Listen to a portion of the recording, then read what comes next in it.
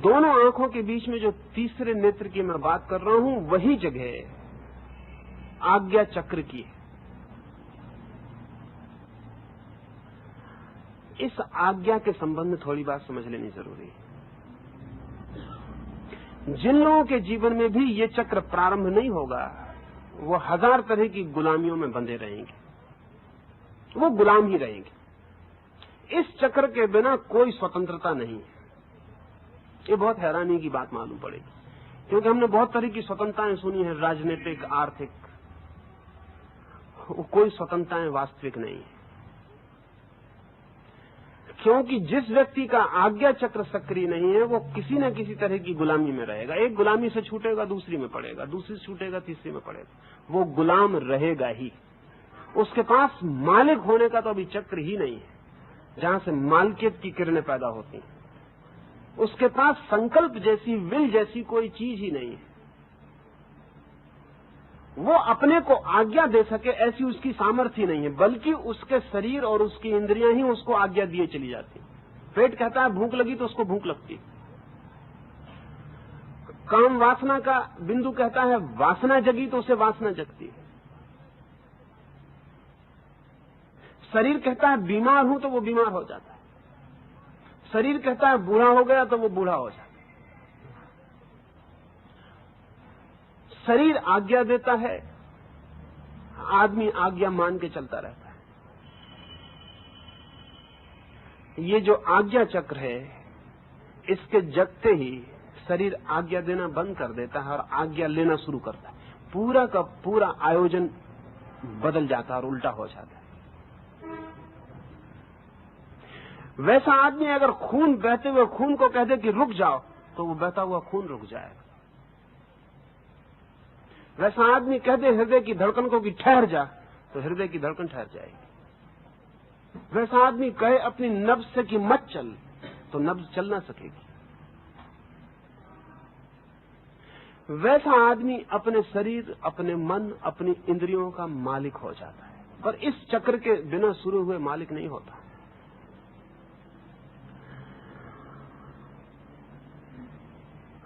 इस चक्र का स्मरण जितना ज्यादा रहे, उतनी ही ज्यादा आपके भीतर, जिसको कहें स्वयं की मालिकी पैदा होनी शुरू होती। आप गुलाम की जगह मालिक बनना शुरू होते। तो योग ने इस चक्र को जगाने के बहुत बहुत प्रयोग किए हैं। उसमें तिलक भी एक प्रयोग है।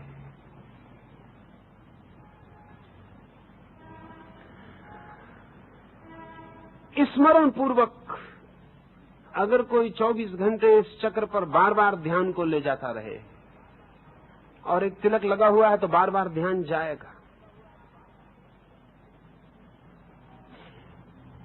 तिलक के लगते ही वो स्थान पृथक हो गया, और बहुत सेंसिटिव स्थान है।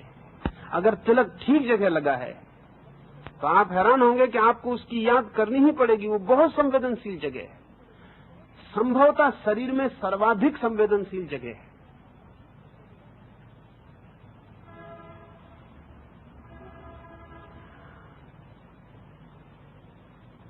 उसकी संवेदनशीलता को स्पर्श करना, और वो भी खास चीजों से स्पर्श करने की बात थी, जैसे चंदन का तिलक लगाना। अभी सैकड़ों और हजारों प्रयोगों के बाद तय किया था कि चंदन का क्यों प्रयोग करना।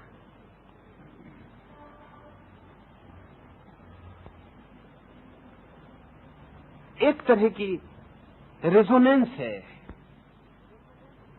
चंदन में और संवेदनशीलता में। वो चंदन का तिलक उस बिंदु की संवेदनशीलता को और गहन कर जाता है और घना कर जाता है।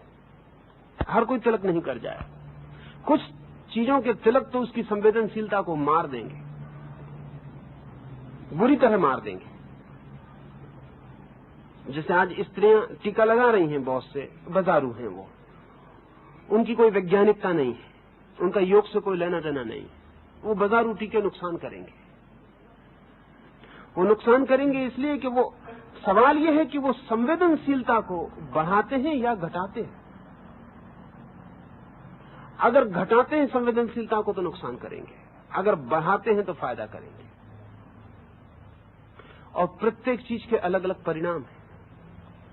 इस जगत में छोटे से फर्क से सारा फर्क पड़ता है। तो कुछ विशेष चीजें खोजी गई थी जिनका ही उपयोग किया जाए।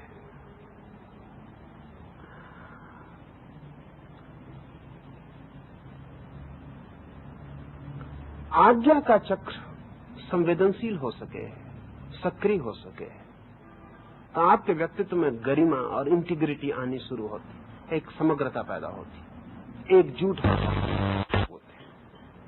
कोई चीज आपकी छुट्टी होती, खंड खंड नहीं अखंड हो जाती।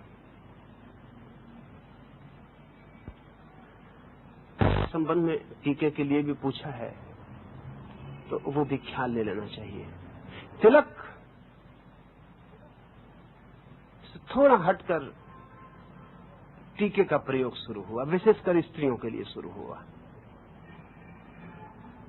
उसका कारण वही था, लेकिन योग का ही अनुभव काम कर रहा था। असल में स्त्रियों का आज्ञा चक्र बहुत कमजोर चक्र है, होगा ही, क्योंकि स्त्री का सारा व्यक्तित्व निर्मित किया गया है समर्पण के लिए। उसके सारे व्यक्तित्व की खूबी समर्पण है। आज्ञा चक्र अगर उसका बहुत मजबूत हो तो समर्पण करना मुश्किल हो जाए। तो स्त्री के पास आज्ञा का चक्र बहुत कमजोर है, असाधारण रूप से कमजोर है। इसलिए स्त्री सदा ही किसी न किसी का सहारा मांगती रहेगी, वो किसी रूप में हो। अपने पर खड़े हो जाने के पूरा साहस न जुटा पाएगी। कोई सहारा, किसी के कंधे पे हाथ, कोई आगे हो जाए, कोई आज्ञा दे और वो मान ले, इसमें उसे सुख मालूम पड़ेगा।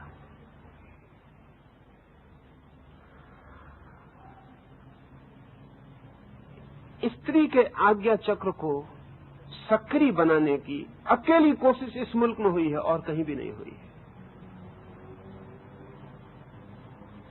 और वो कोशिश इसलिए थी कि अगर स्त्री का आज्ञा चक्र सक्रिय नहीं होता है तो परलोक में उसकी कोई गति नहीं हो सकती,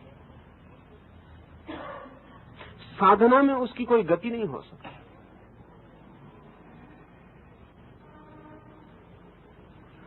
उसके आज्ञा चक्र को तो स्थिर रूप से मजबूत करने की जरूरत है।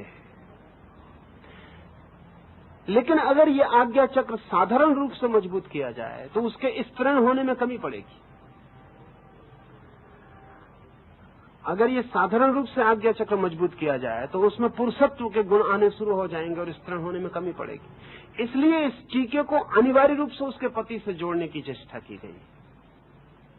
इसको जोड़ने का कारण, इस टीके को सीधा नहीं रख दिया गया उसके माथे पर, नहीं तो उसमें स्त्रीत्व कम होगा। वो जितनी स्वनिर्भर होने लगेगी उतना ही उसकी जो स्त्री कौमारी है वो नष्ट होगा। वो दूसरे का सहारा खोजती है, इससे उसमें एक तरह की कोमलता है। और जब वो अपने सहारे खड़ी होगी तो एक तरह की कठोरता अनिवार्य हो जाएगी। तो बड़ी बारीकी से ख्याल किया गया, उसको सीधा टीका लगा दिया जाए तो उसके स्तरण तत्व में नुकसान पहुंचेगा, उसके व्यक्तित्व में, उसके मां होने में बाधा पड़ेगी, उसके समर्पण में बाधा पड़ेगी। इसलिए उसकी आज्ञा को उसके पति से ही जोड़ने का समग्र प्रयास किया गया। इस तरह दोहरे फायदे होंगे। उसके स्तरण होने में कोई अंतर नहीं पड़ेगा, वो अपने पति के प्रति ज्यादा अनुगत हो पाएगी और फिर भी उसकी आज्ञा का चक्र सक्रिय हो सकेगा। इसे ऐसा समझे, आज्ञा का चक्र जिससे भी संबंधित कर दिया जाए उसके विपरीत कभी नहीं जाता। जिससे भी संबंधित कर दिया जाए उसके विपरीत कभी नहीं जाता। चाहे गुरु से संबंधित कर दिया जाए तो गुरु के विपरीत कभी नहीं जाता। चाहे पति से संबंधित कर दिया जाए तो पति से विपरीत कभी नहीं जाता।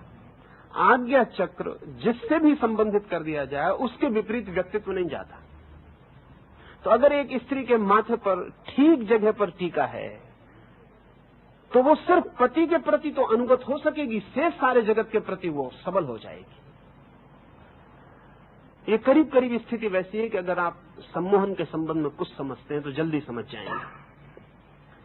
अगर आपने किसी सम्मोहक को, लोगों को सम्मोहित करते, हिप्नोटाइज करते देखा है तो आप एक चीज देख के जरूर ही चौंके होंगे, और वो चीज ये कि अगर सम्मोहन करने वाला व्यक्ति किसी को सम्मोहित कर दे, कोई मैक्सकोल या कोई भी, या आप खुद किसी को सम्मोहित कर दें, तो आपके सम्मोहित कर देने के बाद वो व्यक्ति किसी दूसरे की आवाज नहीं सुनेगा, सिर्फ आपकी सुन सकेगा। ये बहुत मजे की घटना घटती है। सम्मोहित कर देने के बाद सारे हाल में हजारों लोग चिल्लाते रहे, बात करते रहे, वो जो बेहोश पड़ा हुआ आदमी है वो सुनेगा नहीं।